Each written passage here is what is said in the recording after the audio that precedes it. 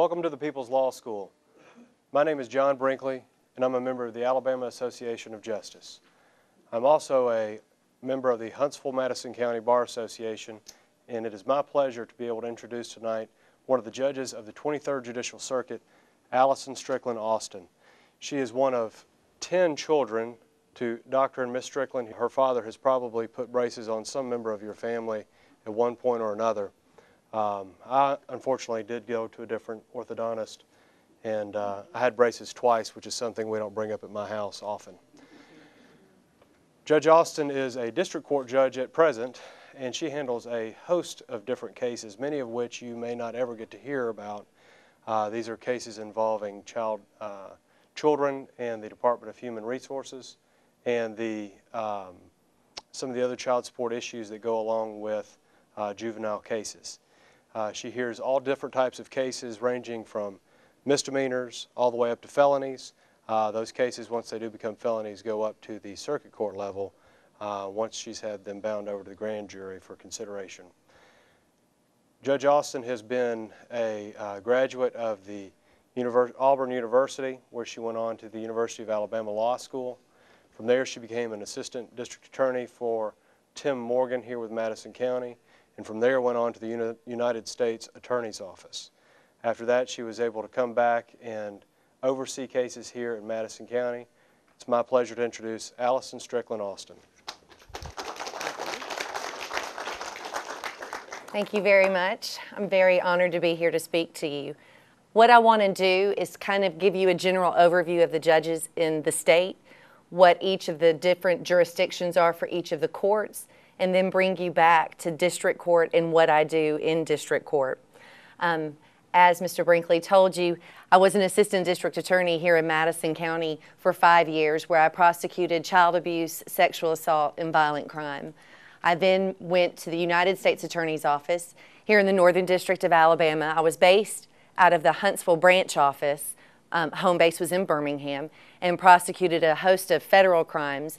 I did that for 8 years, and then was appointed by Governor Riley in March of 2010 to the district court bench to fill the vacancy left when Judge Odell was appointed to the circuit bench.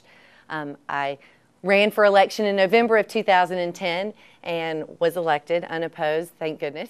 What I've handed out to you is an outline of our court system. I'm not going to go through it page by page, but I do want to hit some of the high points. First is what types of courts that we have here in the state. Everyone knows that the highest court, the court of last resort, is the Alabama Supreme Court. That court has appellate jurisdiction. It's comprised of 9 justices, which includes the Chief Justice.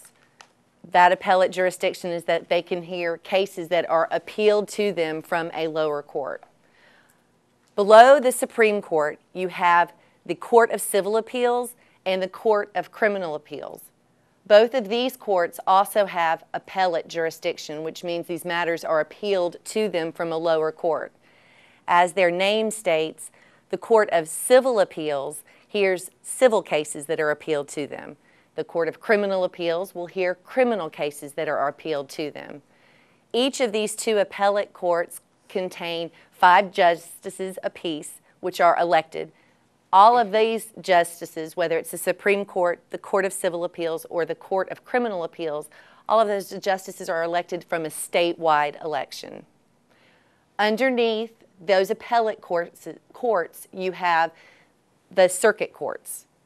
These are courts of general jurisdiction. Currently, there's 41 circuits, and there's 143 elected judges for those circuits. Underneath the general jurisdiction of circuit courts, you have courts of limited jurisdiction. These courts of limited jurisdiction include probate court, municipal court, district court, and juvenile court. I'll go through each of the different types of cases that we handle and that the other courts handle. But know that probate court, there's 68 elected judges for the 68 courts for probate court. In district court, we have 67 districts, and there's 103 currently. The figures in your book are a little off, but there's 103 elected judges that are district judges in the state. Municipal courts, there are 279 appointed municipal judges here throughout the state. What qualifies an individual to be a judge? What's interesting is that the Constitution in 1819 established the judicial department as one of the three branches. We were a separate judicial department, and it was comprised of just the Supreme Court and circuit courts. The circuit courts were mandated pursuant to that Constitution to, each county was to have a circuit court. Judges of the circuit courts would sit at the Supreme Court. And that was the first 12 years of our Alabama judiciary. The judges that were provided for under this plan were elected by the General Assembly, and they sat, quote, for life during good behavior, whatever that means. And they could not serve past their 70th birthday or their 70th year of age. The first term of the Supreme Court was held on May 10th of 1820. But the Judicial Article Implementation Act, adopted by the Alabama legislature on October 9th, 1975, brought about the most profound changes, and one of which said that judges had to be lawyers in the state. They were required to be lawyers. It also brought the canons of judicial ethics, which kind of serve as judges' guideposts for behavior and conduct. So qualifications first for how you can become a judge and what you need to do is that all judges and judges, with the exception of the probate judge, must be licensed to practice in the state of Alabama. Also, in order to be appointed to the position, you must reside in the county in which you are going to be performing your duties for 12 months prior to the appointment or your election, and you must stay in that county during the course of your term of office. All judges, with the exception of municipal court judges, are elected to serve 6-year terms. Municipal judges are appointed by the governing body of the municipality. Full-time municipal judges are appointed to 4-year terms. Part-time municipal judges are appointed to 2-year terms. Vacancies in the positions of judges, either by someone retiring, are filled by appointment through the governor. That's how I got appointed, was from Governor Riley appointing me. We went through a whole commission process where interested attorneys made application. We all were interviewed in front of a commission here locally in Madison County, and the commission sends 3 names down to the governor's office. We were interviewed by the governor's office, and then the governor selected one of the 3 candidates to fill the position. Appointments are in that filled position until the next upcoming election, and then they have to run. So if you're appointed to fill, we're 6-year terms. If I was appointed in year 1, but there's an election that's going to occur every 2 years, I would have to run in that next general election. I couldn't serve out a 6-year term. The canons of judicial ethics, these are the standards of professionalism by which the judiciary is maintained. What happens if you think that there is misconduct of professionalism or wrongdoing on behalf of a judge? A complaint is made to the Judicial Inquiry Commission, or in other words, JIC. This commission will conduct investigations into verified complaints, filed either by a member of the public or a member of the commission, and only upon an affirmative vote of a majority of all members of the commission at a duly called meeting. So this investigation will only be conducted if the commission itself reviews the verified complaint and a majority of the members decide to do so. If they do find a reasonable basis exists to charge a judge with a violation of any canon of judicial ethics, misconduct in office, failure to perform duties, or if the judge is physically or mentally unable to perform the duties of the office, then the commission will file a complaint with the Court of the Judiciary. The Court of the Judiciary will then convene a public hearing, and they're authorized to remove a judge from office, suspend a judge without pay, or censure a judge for violations of his or her duties if they find that the canons have been violated. The Court of the Judiciary is comprised of an appellate judge, 2 circuit judges, a district judge, 2 members of the state bar, 2 non-lawyers appointed by the governor, and an individual appointed by the lieutenant governor with Senate confirmation. And any decisions of the judiciary, the court of the judiciary, may be appealed directly to the Supreme Court for review. Again, I'm giving you just broad, wide-sweeping overviews of all of this information because I want to get back to what district court does here in Madison County and present to you some cases and ideas. But I think it's important for you to know the overlapping area of all the different elements in the state and what occurs. All right, so let's go back and review the courts of limited jurisdiction that I reviewed with you earlier. And we'll start with municipal courts. Does everybody know what a municipal court is? We're sitting in one here today. They exercise jurisdiction over prosecutions for violations of municipal ordinances, which occur within the city limits and police jurisdiction of the municipality. They may exercise jurisdictions over violations of Alabama law if the state law has been incorporated in the municipality's ordinances. So if an individual is charged in the city of Madison for assault in the 3rd degree, that's a state charge. It's by statute. It can be prosecuted in the city of Madison in their municipal court because they've adopted the state laws as part of a municipal ordinance. Probate courts are also considered a part of the state court system, but what is interesting about a probate court is that those courts are not funded by the state budget. They are funded separately through the county. Probate courts handle matters involving the probate of wills, the administration of estates of those who die without a will, property rights of widows, and adoption proceedings. They're also responsible for recording of all land partitions and sales within the county and the maintenance of indexes showing where and when deeds, mortgages, and other instruments of conveyance are recorded. District courts, the 3rd court of limited jurisdiction. That's what I do. What I consider district court, we're often the first time anyone has had any exposure to the court system. So I look at what I do as exceptionally important because it's an opportunity for me hopefully to make an impact on some young person's life or some individual that's their first encounter with the law. A 20-year-old that comes in front of me and has been charged with possession of marijuana. They're scared, they're nervous, they think I'm going to judge them, they think I automatically assume that they're a bad egg because they have this charge. What I try to do is to instill a message into these young people that come in front of me that you are not defined by any mistakes that you make.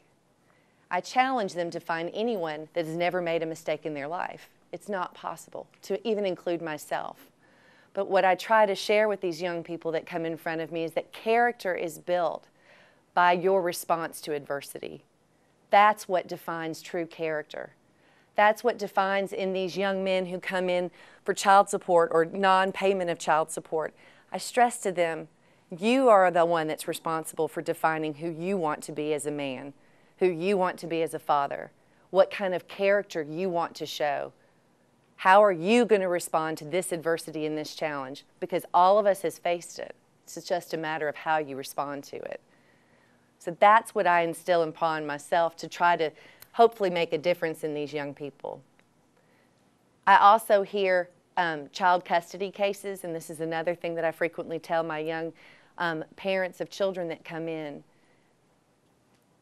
If you love your child more than you hate the other person, more than the water under that bridge, more than the river, raging river flowing under that bridge, if you love your child more than that, you will do the right thing when it comes to your child. You will not talk bad about the other parent. You will treat that child, smother him with love. You'll let that child know they are the most important thing, regardless of how you feel about their mother or their father. And that's an important lesson that I try to take and to give to these individuals. District court for me is the lessons that I like to give to district court. to try to instill to all these individuals who come in for the first time. But back to jurisdiction. We have original jurisdiction over misdemeanors.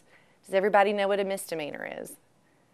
Okay, there's 3 different classes of misdemeanor: a Class A misdemeanor, a Class B misdemeanor, and a Class C misdemeanor.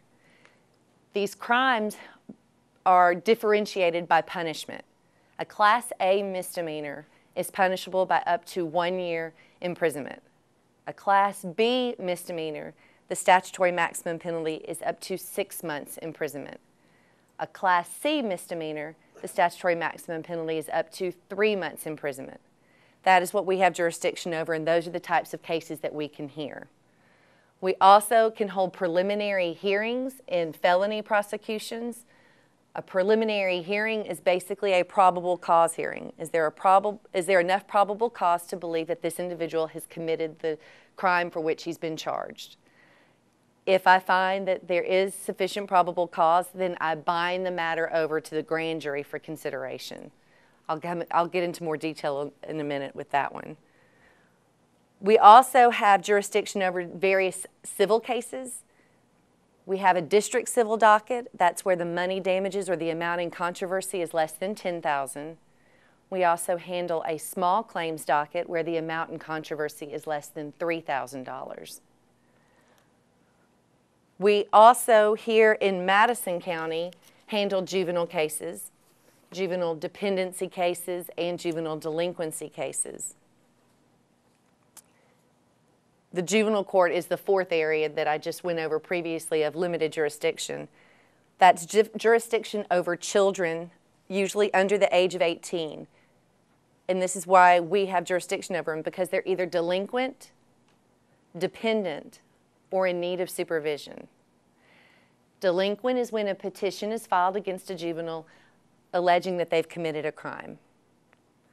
Dependency is either when the Department of Human Resources takes someone's child from a parent or a custodian because they say that that parent or custodian is unable or unwilling to discharge their responsibilities for that child. The other way that we get dependency petitions is through private parties, grandparents who are filing a petition on their own behalf to get custody of their grandchild because their son or daughter is on drugs, is homeless, is living with someone who has multiple felony convictions and is a drug user, a variety of different circumstances. But we get these private petitions where they're alleging, and it's typically grandparents, but I do have aunts, uncles, cousins, neighbors that are filing petitions alleging that a child is dependent, that the parent is unable or unwilling to discharge their responsibilities towards that child. Juvenile proceedings, unlike any other proceedings that we have, are confidential and they're not open to the public. So you'll see a sign over our doors that say confidential hearing is underway, and no individuals outside of the immediate parties to that action can come in the courtroom and be a part of that proceeding. Circuit courts are courts of general jurisdiction. There's 67 counties in Alabama which are divided into 41 judicial circuits, and each of these circuits will consist of anywhere from 1 to 5 counties. Our circuit is just Madison County. You have some smaller areas that will combine 3 different counties to make a judicial circuit. Circuit courts have jurisdiction over civil matters where the amount in controversy exceeds $10,000. They also have jurisdiction over felony cases. Now there's 3 different types of classification of felony offenses which they'll maintain jurisdiction over. There's a Class A felony, a Class B felony, and a Class C felony. Again, what differentiates these different classes besides the elements of each statute is the punishment. A Class A felony is punishable by a term of imprisonment of 10 years to life. A Class B felony is punishable by a term of imprisonment of 2 to 20 years. And a Class C felony is punishable by a term of imprisonment of up to 10 years. Now, what differentiates what's going to be a Class A felony versus a misdemeanor, it's the elements of that crime that's charged. For example, rape in the first degree is a Class A felony. The elements of rape in the first degree, which is a Class A felony, is sexual intercourse either by forcible compulsion, which is where someone forces themselves, and against that individual victim's earnest resistance, they force themselves on them. The second way you can have rape in the first degree, that Class A felony, is it's sexual intercourse when someone is incapable of consent by being mentally incapacitated or physically helpless. And the third way you can have that Class A felony crime is sexual intercourse when the defendant or perpetrator is at least 16 years of age or older, and the victim is less than 12 years of age. Now that describes your Class A felony, which would be heard in circuit court. Rape in the second degree is the Class B felony, punishable by a term of imprisonment of 2 to 20 years. There's two ways that can be committed, that crime. One, the perpetrator is 16 years of age, and the victim is between the age of 16 and 12, and there's at least 2 years age difference between the defendant and the victim. Or two, the victim is incapable of consent by virtue of being mentally defective. The third crime that you could have, which I would have jurisdiction over, is a Class A misdemeanor, and it's called sexual misconduct. That crime is committed when someone engages in sexual intercourse without the victim's consent in any circumstance other than the circumstances I've already described for you. So it's sort of the catch-all provision. Or where consent was obtained by fraud. So that's the Class A misdemeanor, which then would come to me. So that's kind of how different crimes are allocated to the different courts, either district or circuit. Now, circuit courts also exercise appellate jurisdiction from any cases that are appealed from district court or municipal court. Those appeals that are then appealed up to circuit court can be either tried with a jury or without a jury. But either way, those trials are de novo. They're fresh, they're anew. It's a new trial to them. So if I have an individual that comes in front of me charged with sexual misconduct and I find him guilty, and they appeal it to circuit court, they can choose. Do I want a jury trial, or do I want just the circuit judge to hear it? And that it is a trial de novo.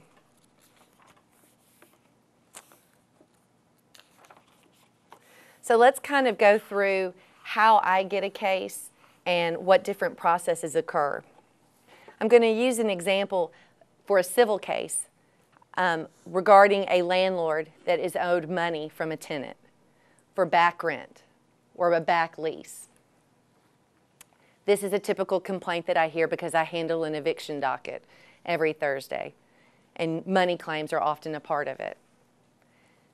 So that process begins when you have the dispute.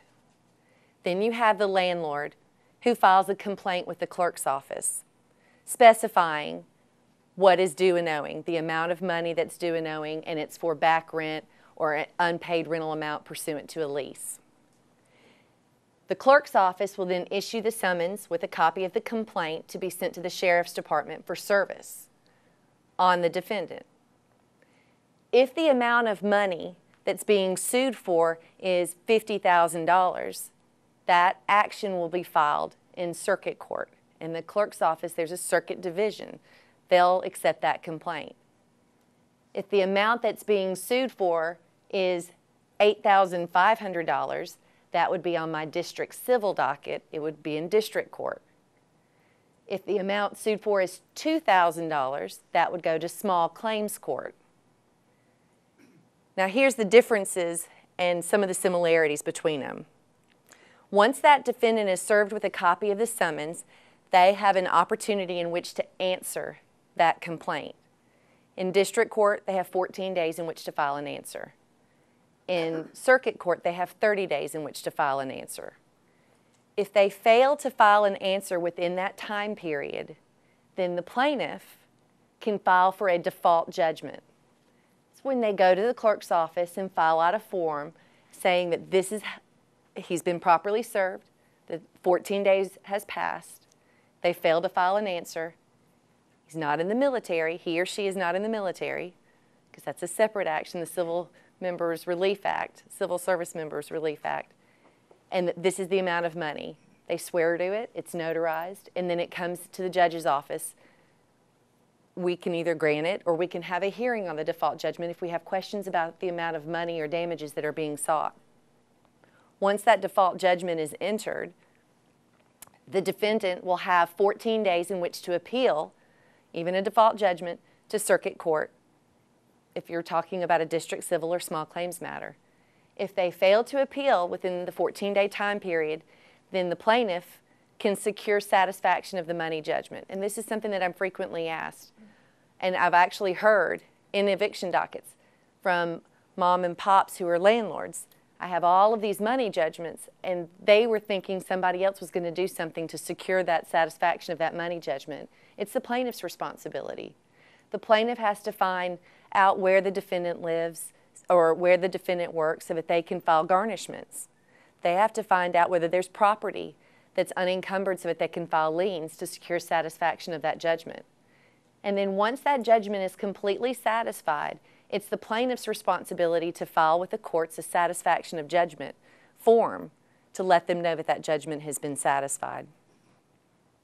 Some other important differences that can occur in the civil case process between district court and circuit court is that if the defendant answers within the appropriate time, there's several different answers that they can file, and that's applicable in both. They can file an answer denying the claim in its entirety. They can admit a portion of the claim and deny the rest. They can file a counterclaim. A counterclaim is when they allege that the plaintiff owes them money. So then the plaintiff will become a counterclaim defendant. Or they can file a cross-claim, where that defendant alleges, I'm not responsible, it's this third party, and bring them into the action. The counterclaim or the cross complaint, they have to be served. We have to go through the whole proper process, the answer on behalf of the counterclaim defendant who was the plaintiff. But once we have that all resolved and answers are filed, we'll set the matter for trial. There can be some discovery that can occur, and that's true with both circuit court and district civil. Discovery can be requests for depositions. It can be interrogatories, which are written questions that either counsel or either defendant pro se or pro se plaintiff, which means they don't have an attorney representing them, can ask that these questions be answered, or they can request production of documents. In district court, you've got to receive permission from the court to conduct this discovery. The important difference is in small claims court, which is what I told you, if the amount in controversy is less than $3,000, the court cannot order exchange of information pre-trial in small claims. You can request it, but I often get pro se motions where an individual is asking that I order or compel the other party to answer their discovery. I can't do that. The rules of small claims court prohibit me from ordering that. Once discovery is complete, you can have in circuit court pretrial conferences. You can investigate whether mediation or arbitration is appropriate, and then we'll proceed to trial. And I'm going to go through the trial process in our court in a minute. And then a verdict is rendered. In civil cases, it's either a judgment in favor of the plaintiff or a judgment in favor of the defendant. Okay.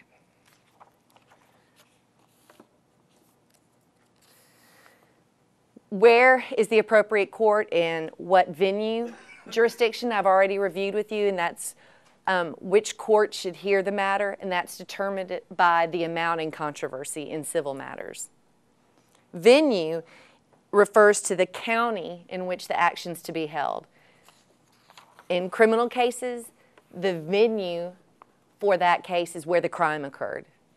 In civil cases, it's typically where the defendant resides or where the act complained of occurred. So often I'll have these cases that are involving County Line Road where Madison and Limestone County interchange and a tree or some other landscaping was damaged by an individual, and if the defendant resides in Limestone County, the defendant will file what is called a motion to change venue, wanting to change the suit from Madison County Small Claims or District Court to Limestone County. And when that happens, the whole case gets transferred and Limestone County Court will take care of it. Okay? All right, now we're going to go through quickly the criminal process and what occurs with a case when it comes before me and how it comes before me. I told you that I handle preliminary hearings with felony cases, which are the probable cause hearings. So a crime is committed. When that crime is committed, the individual can be arrested with a warrant or without a warrant. If they're arrested pursuant to a warrant, then a 72-hour hearing will be held where the defendant will be advised of their rights, where you ensure that that individual is the individual that's been charged in the warrant, and then they're informed of their bail amount. The 72-hour hearing has to occur. If the 72-hour hearing does not occur, then what you'll have happen is a defense attorney will very wisely, very astutely, because this is the law, file a motion to have the defendant released on the least amount of bond that there is, and that's their right. They have to have the 72-hour hearing or they're released from whatever the lesser amount of the bail schedule is for that crime that's charged. After the 72-hour hearing, the attorney then will request a preliminary hearing. At the preliminary hearing, there's a determination to be made by the district court judge as to whether there's sufficient probable cause or reasonable grounds to believe that the individual committed the crime. If I find that there is, then I bind the matter over to grand jury for consideration. If I don't, then the case is dismissed against the individual. The district attorney's office can decide that they still want to present the case to the grand jury directly. That's their prerogative. They can do that, but I've dismissed it at this particular stage. That is where district court, that's our level of involvement with felony cases. Oftentimes, we also hear before a case is presented to grand jury whether to revoke an individual's bond, because district courts will maintain jurisdiction over felony cases until they're indicted by the grand jury. So you'll see in the papers sometimes a hearing on a bond revocation motion that was filed by the state. We entertain those. Motions to increase the bond, motions to add conditions to the bond, such as putting them on an ankle bracelet, taking away passports, restricting travel. All of those are heard in the district court level. If a felony case is presented to a grand jury, the grand jury is composed of 18 citizens, and they will decide whether to return an indictment, if there's sufficient grounds to return an indictment so that the individual can be tried or not. Now, as I said before, sometimes cases, an individual is not arrested on an arrest warrant or with a complaint. Sometimes the district attorney's office will directly present a case to the grand jury for their consideration. And the grand jury will determine whether to issue an indictment and the defendant will be picked up and arrested on that warrant from that indictment or not. Now, at grand jury, these 18 individuals will hear a case that's presented by the district attorney's office. The defendant does not have a right to be present.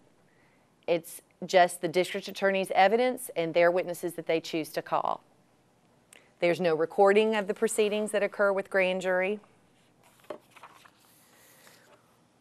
If an indictment is returned, then the individual will either, if they've already been arrested, they'll proceed to arraignment in circuit court, where they will enter a plea of guilty or not guilty. If they had not previously been arrested, then they'll be arrested on that charge, and then they'll go to the arraignment in circuit court to plead guilty or not guilty. Or the grand jury can return what's called a no bill, and the case is dismissed. If the individual pleads guilty, the circuit court will set it for a sentencing hearing at a later date. If the individual pleads not guilty, we'll proceed to trial, where a jury will return a verdict of either guilty or not guilty. If they return a verdict of guilty, it'll be set for a sentencing hearing at a later date. Sentencing options can be either probation or a suspended imprisonment term, or going to the Department of Corrections. If they violate any conditions of their probation, they then can be sent down as an option to the Department of Corrections to serve their sentence. They can also appeal their cases to the Court of Criminal Appeals. Now let me talk to you a little bit about what happens, because oftentimes about how a case is heard in front of a district court judge. I hear all the time in eviction cases and small claims cases, individuals, because they're pro se. The vast majority of the cases that I hear are pro se, which is just an individual versus an individual. They don't have attorneys representing them. And they come in front of me and are very apologetic. I don't know what I'm doing. I don't understand what I'm supposed to be doing. I often tell them, you didn't stay at a Holiday Inn Express. I don't expect you to know everything that attorneys know from going to law school. It's okay. I'll walk you through the process. So here's what happens when a case is presented to me. If it's a civil case, the burden is on the plaintiff to prove their action. They brought the complaint. So we'll begin with the plaintiff's case. The plaintiff can provide any witnesses through testimony, any evidence that he or she wishes to present to me to review. After each witness testifies, they're subject to cross-examination by the defendant. At the conclusion of the plaintiff's case, we then move to the defendant's case. The defendant can present any witnesses or testimony, exhibits, etc., that they wish to present. The same rules apply. After each of the defendant's witnesses testify, they're subject to cross-examination by the plaintiff. I caution both sides. I'm going to give both of you an opportunity in rebuttal to say anything you want to say regarding what any of the other individuals on the opposing side testifies to. So we'll move to the rebuttal of the plaintiff and the rebuttal case of the defendant. And we'll continue doing that until they rest.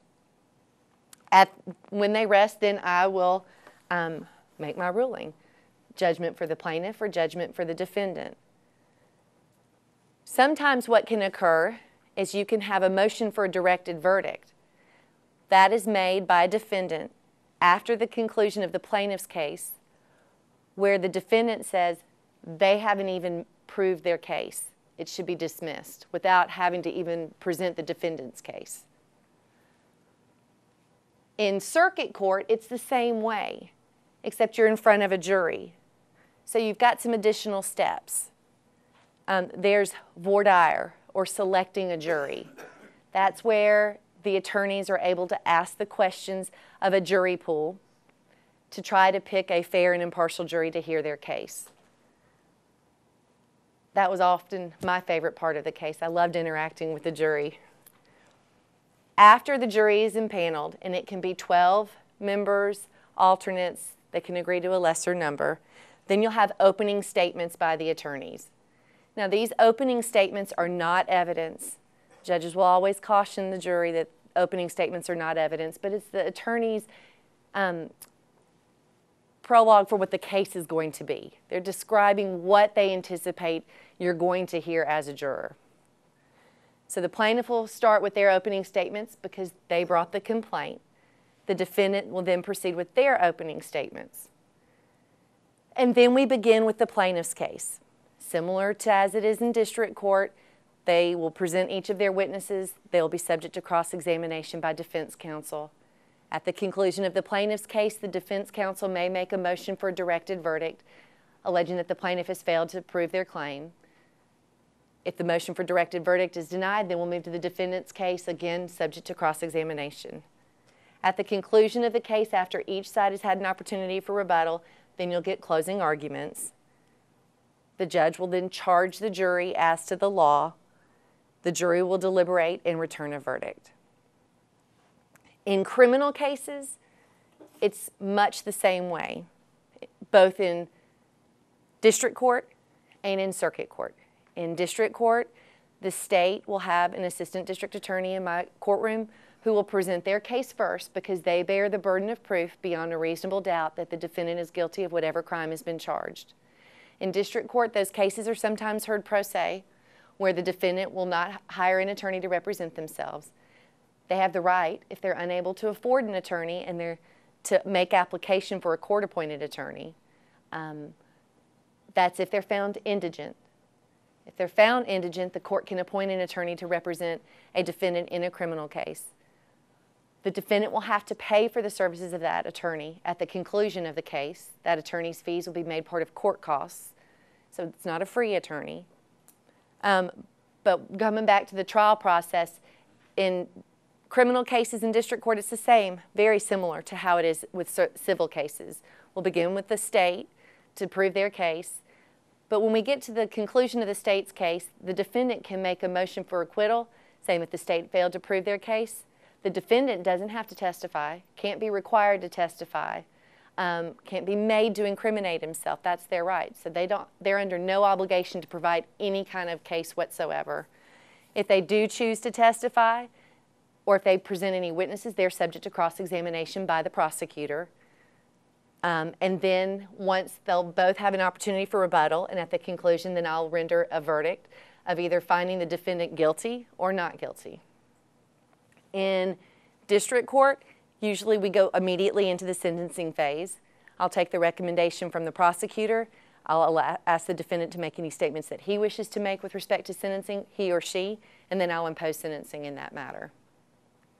In circuit court, again, the same sort of process occurs with voir dire, opening statements, closing statements.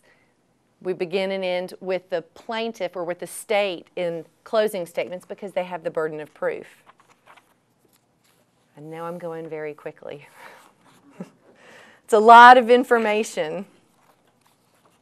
They can appeal their cases as well. What I really want to talk to you about now is the juvenile process and kind of explain to you what occurs with juvenile delinquency and dependency cases. In juvenile delinquency cases, a complaint is filed with a juvenile intake officer. That complaint could be dismissed at that particular point in time, or the juvenile can be detained at a detention hearing, which needs to occur within 72 hours. At that detention hearing, the juvenile can either be released back to their parent or detained in the facility, or released to the parent under conditions, or released to a relative. Once the petition comes in front of me, I have an adjudication hearing. So in criminal cases with adults, I find that the individual is, and I ask, do you wish to plead guilty or not guilty? With juveniles, I ask, do you admit or deny the petition that's been filed in your case?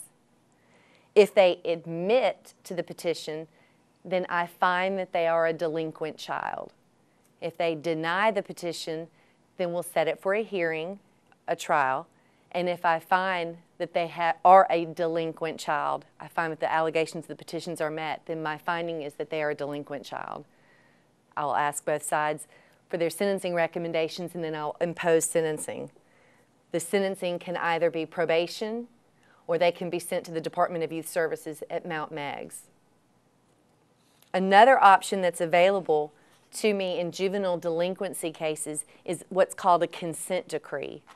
A consent decree is an agreement between myself and the juvenile's parents, where they agreed to abide by certain terms and conditions, to not break curfew, to stay on an ankle monitor, to complete any drug outpatient treatment, etc.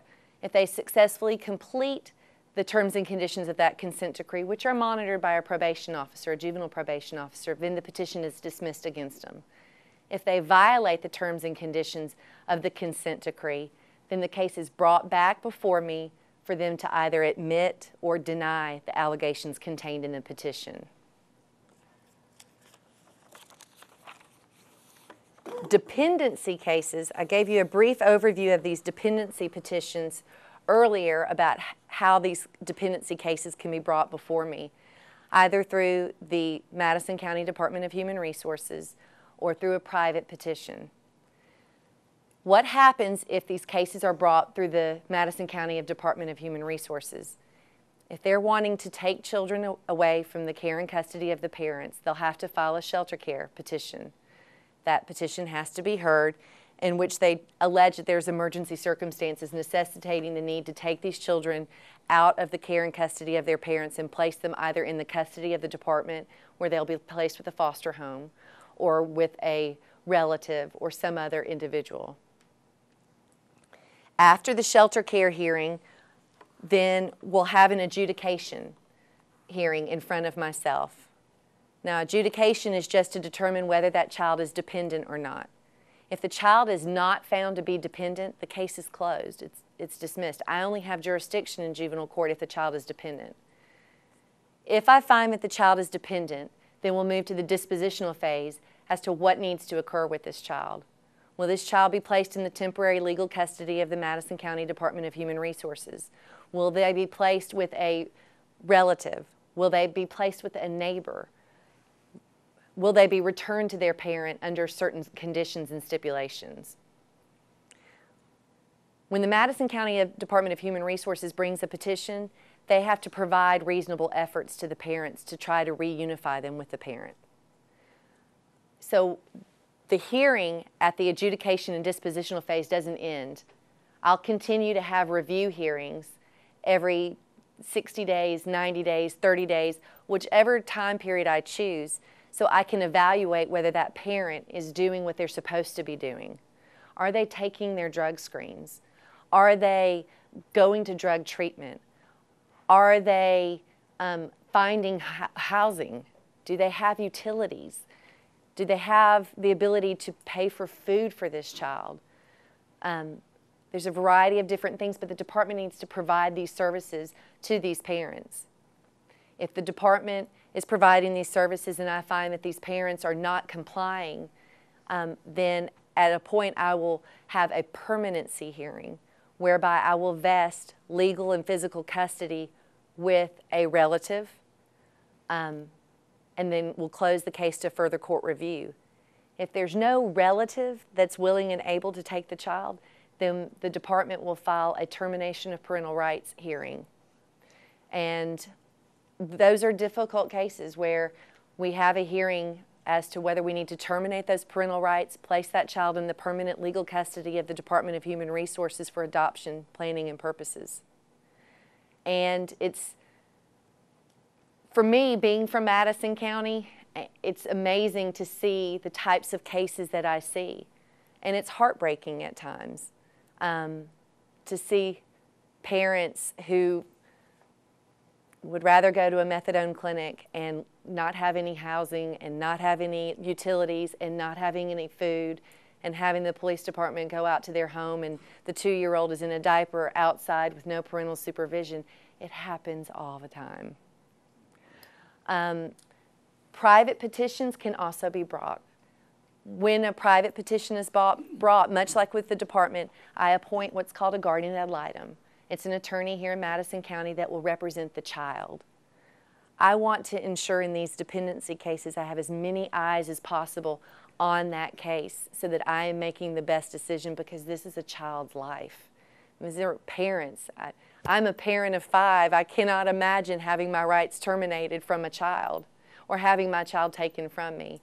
We appoint CAJAs, court-appointed juvenile advocates, who are volunteers to be an extra eye on this case to ensure that everything's being done. I got the 10-minute sign. I want to make sure I'm telling you everything I need to tell you. Let's see. We often have cases that are brought back with dependency cases where custody is vested with a grandparent, and then the grandparent will file a year later to have custody returned back to the parent because they've gotten the drug treatment that they need. They've done what they need to do. Let me give you just basically now a very general overview of our caseload here in Madison County. I'm going to use 2012 statistics. In 2012, there were 33,560 filings, which our Madison County District Court, the 4 judges of us, handled. There were 35,787 actions taken. So some of those 30, you'll see that it's more than the filings, but there's pending cases. There's still holdover cases from the year prior that we're trying to still deal with. Breaking that number down, For criminal cases, we handled 8,200 criminal cases. We handled 14,360 traffic cases, 4,737 small claims cases, 3,507 district civil cases, 1,468 juvenile delinquency cases, 1,206 child support cases, and these child support cases can come either through the Department of Human Resources or from private petitions, but these involve child support, paternity, child custody. And then what's not included in these figures is our juvenile dependency cases. And I'm sorry I don't have a statistic for you about how many juvenile dependency cases we heard. So our district court judges here, we're a jack of all trades, but what I can tell you is I do it because I love it. My mom and my dad, and I'm going to embarrass them right here because they gave me that. They gave me the passion to want to selflessly give because that's what they did. They were the example for me. I mean, my mom raised 10 kids. I'm the second of 10. There's no twins, no nothing. And my father selflessly gave to his patients and to us as well. I can remember being at Auburn games and he would have one of his patients laying on the hood of the car trying to tighten a loose bracket. That's what I grew up and that's what I love. And it's only from their example and from my wonderful husband and his support that I'm passionate about doing it. My whole life's been public service and I welcome it, I love it, I enjoy it. I get up every morning and I'm not feeling like I'm going to a job. I'm going to something I truly, truly love. And I have a great staff there in the back of the courtroom.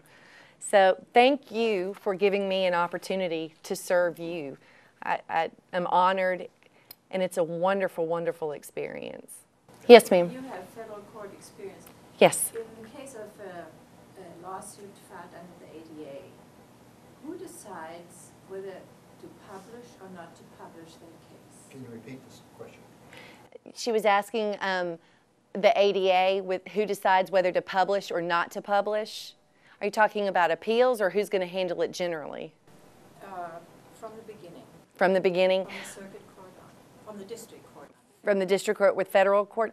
I didn't have any dealings with that. I was in the reactive division. There's proactive, reactive division, so I handled criminal cases in the federal courts. We had a separate civil division that handled those types of cases, so my experience unfortunately doesn't delve into that avenue since I did bank robberies, drug trafficking, so that's what I did. I'm sorry, I don't have the ability to answer that question. One more little question. Yes.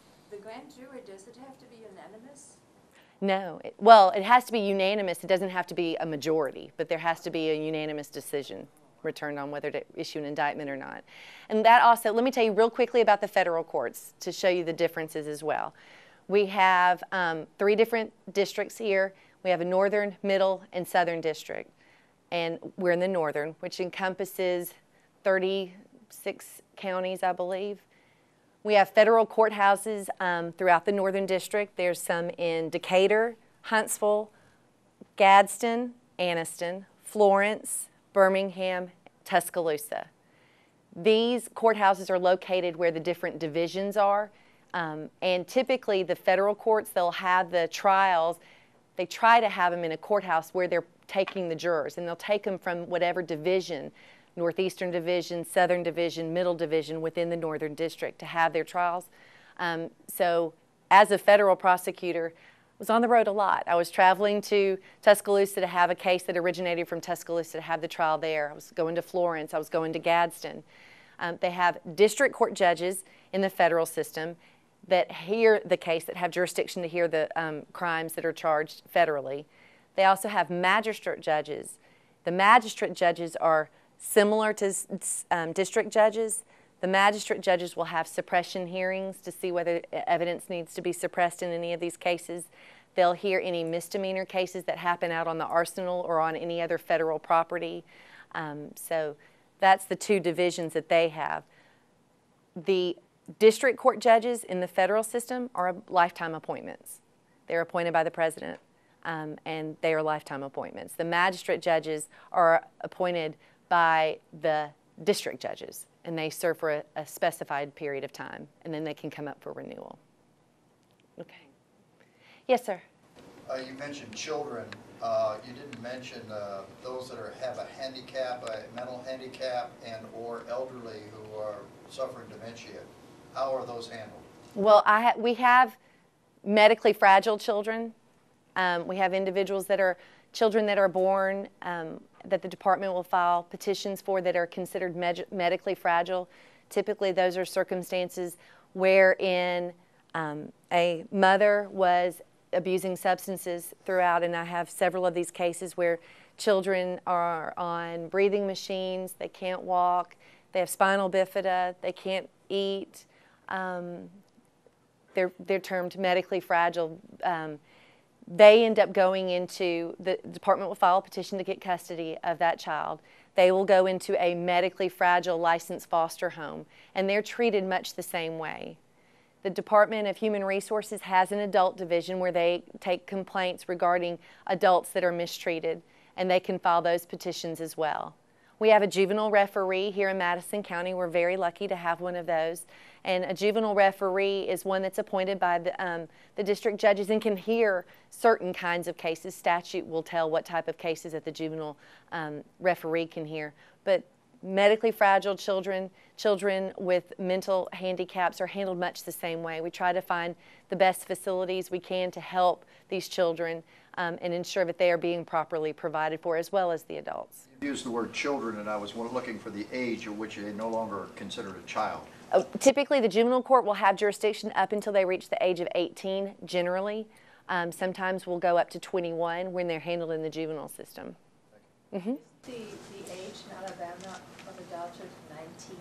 Yes, but typically you're talking about different ways that the age applies, but in juvenile court, typically we have jurisdiction up until the child reaches the age of 18 in delinquency cases. Dependency cases, we can have jurisdiction over that child until they're 21. Judge, thank you so much. Thank you.